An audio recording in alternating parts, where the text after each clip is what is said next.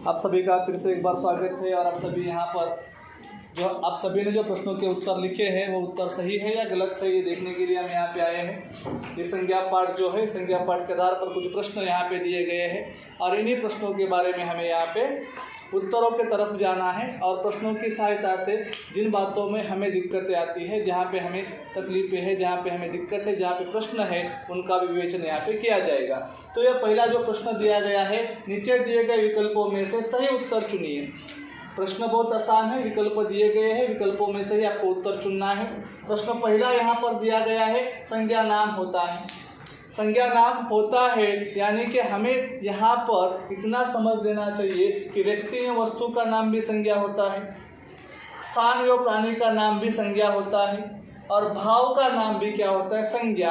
और यानी कि ये तीनों भी सही है तो क्या हम पर्याय 3 वहाँ पे ए बी सी लिख सकते हैं? नहीं लिख सकते। उसके लिए ही यहाँ पर दिया गया है उपर्युक्त सभी। उपर्युक्त सभी, और उपर्युक्त सभी का अर्थ होता है कि यहाँ पे जो 3 विकल्प है, ये तीनों विकल्प हमारे सही है। अब उपर्युक्त का जो विलोम शब्द होता है उसे कहते हैं निम्नलिखित। क्या कहते हैं उसे? निम्नलिखित। उपर्युक्त का यह विलोम शब्द निम्नलिखित। उसके बाद जो दूसरा प्रश्न यहाँ पर है,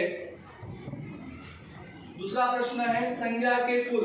संज्ञा के कुल कितने भेद होते हैं? मैं आपको बहुत बार समझाता हूँ कि संज्ञा के भेद कितने होते हैं, संज्ञा के कितने भेद होते हैं। तो हमारे लिए कक्षा में संज्ञा के 3 भेद दिए गए हैं, लेकिन व्याकरण की भाषा में और हर जगह पे देखोगे तो बहुत सारे हैं। और जो 3 भेद है इसमें से एक व्यक्तिवाचक संज्ञा, दूसरा है जातिवाचक, तीसरा है भाववाचक संज्ञा। तो इसका उत्तर होगा 3। उसके बाद जो प्रश्न दूसरा है इसका उत्तर आएगा आपके लिए 3। प्रश्न तीसरा, इनमें से व्यक्तिवाचक संज्ञा शब्द लिखिए। अब व्यक्तिवाचक संज्ञा हमें बस यहाँ पे चुननी है। और व्यक्तिवाचक का अर्थ होता है कि किसी भी विशेष व्यक्ति, किसी भी विशेष स्थान या किसी भी विशेष प्राणी का नाम क्या होता है, व्यक्तिवाचक संज्ञा में आता है। यहाँ पे जैसे कि बाहर में आता है खेल खेलना, खेल खेलना, या खेल समझो कि क्रिकेट है। ये क्रिकेट जो है विशेष है। क्रिकेट क्या है? विशेष है। खेल इन सभी खेलों का, जैसे हॉकी आ जाएगा, सब आ जाएगा इसमें। ये नदी, नदी क्या है? जातिवाचक है। नदी क्या है?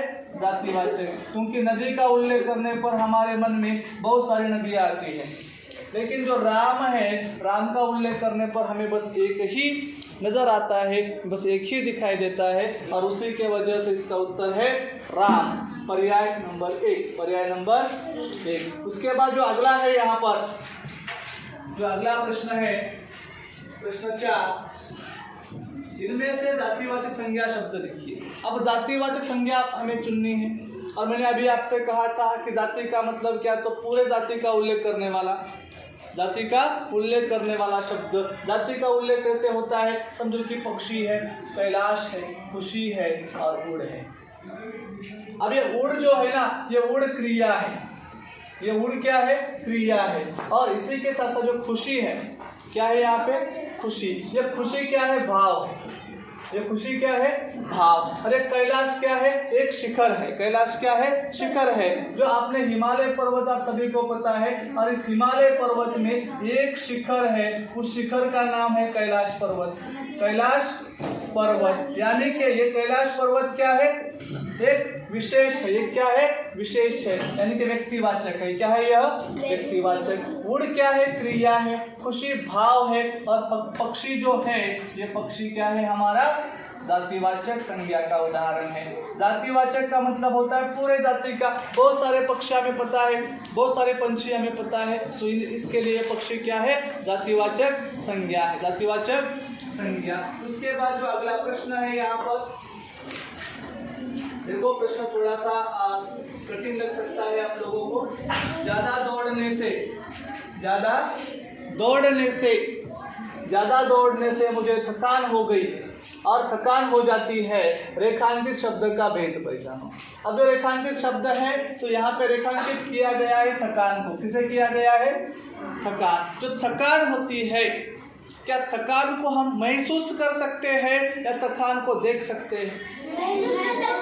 महसूस कर सकते हैं, और जिसे हम महसूस कर सकते हैं उसे कौन सा नाम कहा जाता है? सही बात है, तो उसे कहते हैं भाववाचक संज्ञा। भाववाचक संज्ञा।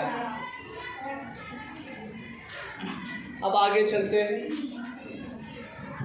प्रश्न 6, स्कूल में पढ़ रहे, आप स्कूल में टिम्ब टिम्ब या डैश डैश पढ़ रहे हैं, आसान है। स्कूल में ना मोर पड़ेगा, स्कूल में ना गांव पड़ेगा, ना स्कूल में पंखे पड़ेंगे, और स्कूल में पंखे गांव ये पढ़ते होंगे तो हमें जंगल में जाना पड़ता है ना, क्योंकि मोर स्कूल में आकर पढ़ते तो हमें कहाँ जाना पड़ता? फिर जंगल में। किसके लिए? नाचने के लिए, खाना खाने के लिए। लेकिन जो बच्चे हैं, ये क्या है? बच्चे स्कूल में पढ़ते हैं या बच्चे स्कूल में पढ़ रहे, ये बहुत आसान था सबके लिए। अगला प्रश्न है, इनमें से भाववाचक शब्द या भाववाचक संज्ञा शब्द का उदाहरण। अब भाववाचक फिर से बोला है। अब देखो, सड़क, सड़क देखते हैं ना हम, सड़क, रास्ता, सड़क, वो सड़क है। मुंबई शहर है, मुंबई क्या है? शहर है। बैल क्या है? एक प्राणी का नाम है, एक प्राणी की जाति है, प्राणी की जाति है। तो इसी के वजह से ये क्या है? जातिवाचक। ये क्या है? जातिवाचक। ये क्या है? व्यक्तिवाचक। ये कौन सा है? व्यक्तिवाचक। ये सड़क भी किसमें आएगा? बहुत सारे सड़क होती है, जातिवाचक में आएगा। लेकिन समझो कि सड़क को नाम दिया गया है डॉक्टर बाबा साहेब अम्बेडकर मार्ग, डॉक्टर बाबा साहेब अम्बेडकर मार्ग, तो वो क्या है? विशेष है। वो क्या है? विशेष है। समृद्धि मार्ग क्या है? वो विशेष है, तो वो व्यक्तिवाचक में। इसलिए मिठास, आप कोई जो अच्छी तरह से बोलता है ना, तो उसके बोलने में मिठास होती है। क्या होती है? मिठास। आपने छोटा बच्चा बोलते समय देखा होगा, वो मम्मी पापा बाबा कुछ कहता है छोटा छोटा, तो उसके बोलने में मिठास होती है, बराबर है ना? हाँ, क्या होती है? मिठास होती है। लेकिन हम बोलते हैं तो मिठास नहीं आती ना। क्या तुम्हारे बोलने मिठास आती है? पापा, तुमसे कोई छोटा तुम्हारा भाई बहन है तो उनसे, उनके बोलने मिठास होती है। लेकिन मिठास खाने में भी होती है। कहाँ होती है? खाने में भी। और मिठास है तो भी खाते हैं ना, मिठास नहीं तो भी खाते हैं। मिठास। इनमें से कौन सा व्यक्तिवाचक संज्ञा शब्द नहीं है? अब व्यक्तिवाचक नहीं हमें ढूंढना है। देखो, भारत देश का नाम है, लेकिन दुनिया में देश बहुत सारे हैं, लेकिन उनमें से एक भारत है, तो ये विशेष है।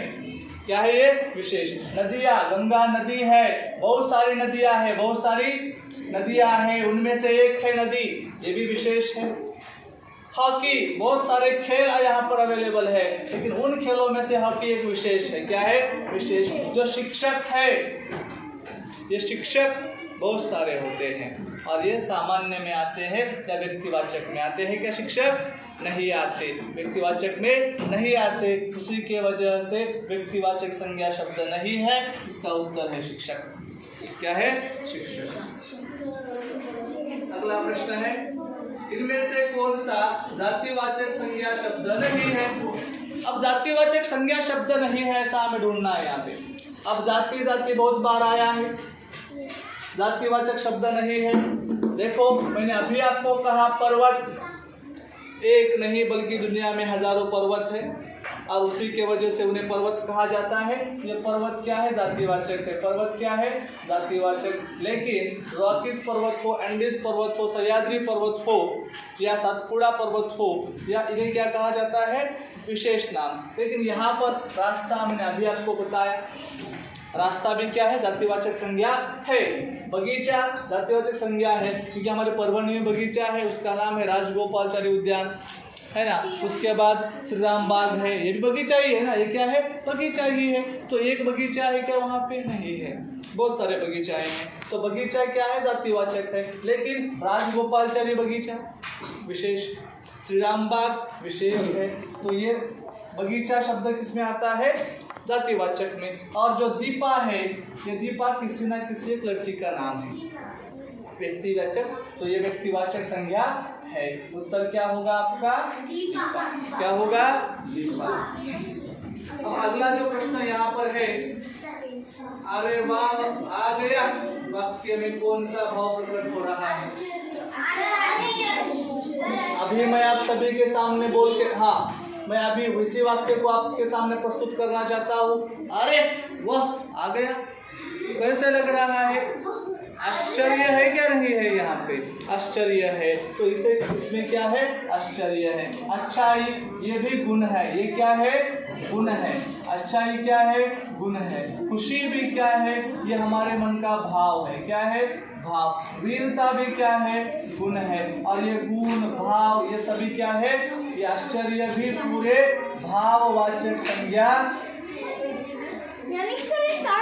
नहीं रे। इसका उत्तर बस आश्चर्य है, हमें बस भाव प्रकट करना है, ये बताने का था। यहाँ पे संज्ञा को पहचानना नहीं था, संज्ञा को पहचानना नहीं था।